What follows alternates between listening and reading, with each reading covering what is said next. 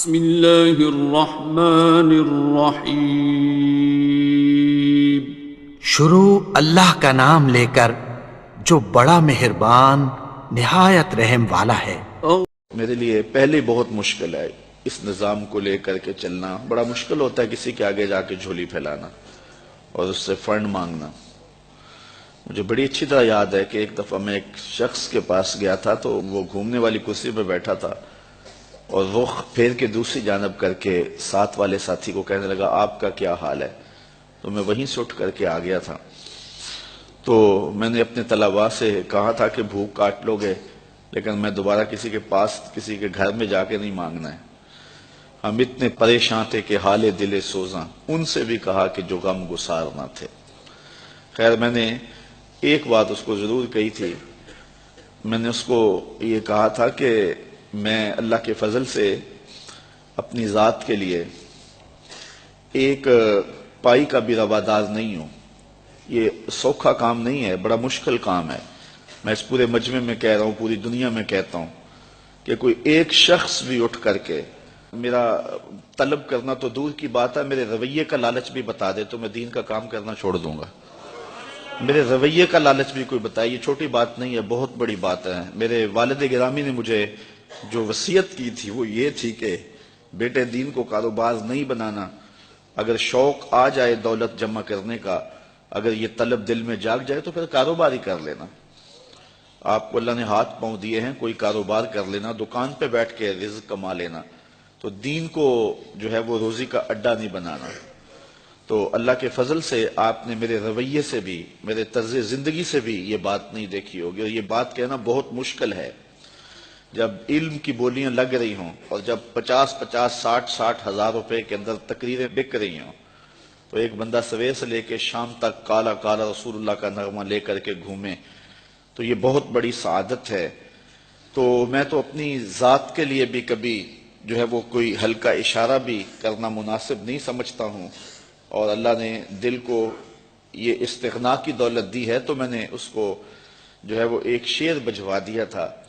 میں نے کہا میں بڑا غیرت مند شخص ہوں اور خوددار آدمی ہوں، لیکن میں ان بچوں کے لیے جھولی پھیلانے کے لیے آپ کے پاس آیا تھا۔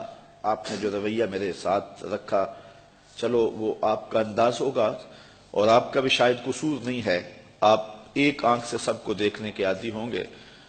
تو میں نے کہا تھا کہ میرے سوال کی عظمت تو دیکھ، میرے سوال کی عظمت تو دیکھ، خیرات نہ دے حسن طلب کی داد تو دے۔ میں نے کہا یہی دیکھتا کہ ایک شخص کس طرح تیرے پاس آیا ہے۔ خیر اللہ تعالیٰ جل شانہ کی بارگاہ میں ہم نے دعا مانگی تھی کہ مالک ہمیں کسی کا محتاج نہ کرنا۔ یہ سلسلہ جو آپ کے سامنے ہے انشاءاللہ یہ بہت جلد پایا تکمیل تک پہنچے گا۔ میرے عزیز نے بات کی، آج سے 4 ماہ قبل کی بات ہے کہ ایک پراپیگنڈا کے طور پہ پورے شہر میں یہ بات پھیلا دی گئی کہ یہ جگہ جو ہے یہ بیچ کے کھا گئے ہوئے ہیں۔ تو مجھے افضل کہنے لگا، میں جمعہ پڑھانے کے لیے ممبر کی جانب جا رہا تھا تو مجھے کہنے لگا کہ آج جمعے میں آپ نے وضاحت کرنی ہے کہ جگہ ہم نے نہیں بیچی ہے، یہ محض پراپیگنڈا ہے۔ تو میں نے اسے کہا کہ مجھے بتانے کی ضرورت نہیں ہے، حالات آئیں گے تو وقت خود بولے گا۔ تو یہ ہم کس کس کی صفائیاں دیتے پھرے، لوگ ہمیں گالیاں نہیں دیتے، لوگ کیا کچھ نہیں کہتے ہیں، تو جو کسی کے من میں ہے وہ کیا، کسی نے کہا نصیب اپنا اپنا، مقام اپنا اپنا، کیے جاؤ میں خار و کام اپنا اپنا۔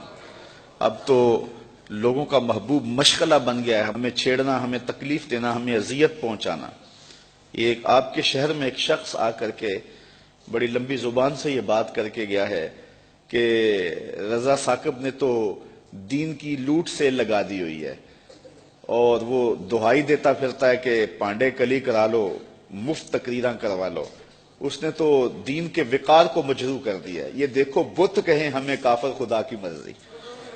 یہ بھی وقت آنا تھا کہ جو دین کو بیچ رہے ہیں وہ کہہ رہے ہیں کہ یہ دین کی لوٹ سے لگا رہا ہے، اور اس نے جو ہے وہ یہ کیا تماشا بنایا ہوا ہے، یہ دین کے وقار کو مجروح کر دیا ہے، دین کو سستا کر دیا اس نے، اور اس نے لوٹ سے لگائی ہوئی ہے، یہ مفت تقریریں کرتا ہے۔ تو میں نے کہا صاحب میں کب مفت تقریریں کرتا ہوں، یہ تمہیں غلط فہمی ہے کہ میں مفت تقریریں کرتا ہوں، تم تو 40,000 میں بک جاتے ہو اور میرے سامنے تو بندہ اپنا آپ بیچ دیتا ہے۔ ساری زندگی پیچھے پیچھے رہتا ہے. تم تو 40,000 میں اپنا سودا کر لیتے ہو, وہ تو ساری زندگی نام لگا دیتا ہے.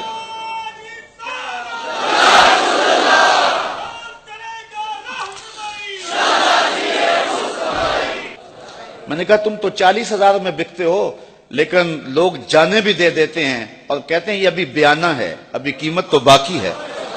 تو میں نے کہا کون کہتا ہے کہ ہم مفت تقریریں کرتے ہیں؟ یہ سازش ہے کہ ہم مفت تقریریں کرتے ہیں. لوگ تو اپنی جان بھی مارنے کے لیے تیار ہیں.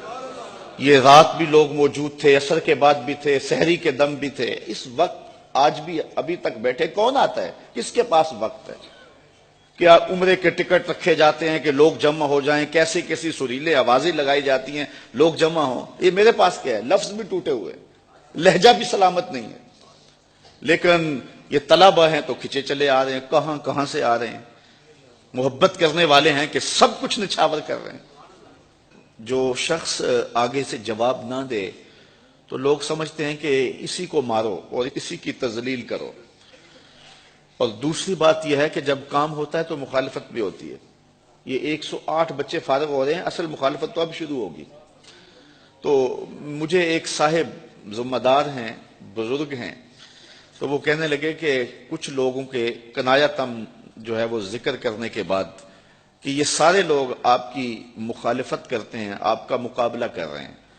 تو میں نے بڑے حیرت سے کہا میرا مقابلہ تو نہیں کر رہے. کہنے لگے نہیں تم بولے آدمی, تمہیں نہیں پتا, یہ تمہارا مقابلہ کر رہے ہیں. میں نے کہا صاحب میرا مقابلہ نہیں کر رہے. کہنے لگے نہیں نہیں تمہیں نہیں پتا, یہ تمہارا مقابلہ کر رہے ہیں. اور کھلے اور کچھ باتیں انہوں نے سنانے چاہیے.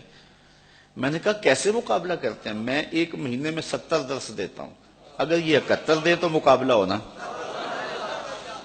میں 70 ایک مہینے میں اللہ کی توفیق سے 10 دیتا ہوں, اگر یہ جو ہے وہ مقابلہ کریں تو 71 یا 72 دیں تو مقابلہ ہوگا. تو آج اللہ نے ہمیں توفیق دی ہے کہ 108 طلبہ فارغ ہوئے ہیں. اگر کوئی مقابلہ کرنا چاہے ہمارا تو ہمیں خوشی ہوگی کہ وہ 109 فارغ کرے. کاش کے ایسے مقابلے کا ماحول پیدا ہو جائے. فاستبقوا الخیرات, اس مقابلے کی ترغیب تو رب نے بھی دلائی ہے. نیکی کے کاموں میں ایک دوسرے سے آگے بڑھنے کی کوشش کرو. کاش کہ اس طرح کے مقابلے کا ماحول پیدا ہو جائے تو یہ ہمارے لیے خوشی کی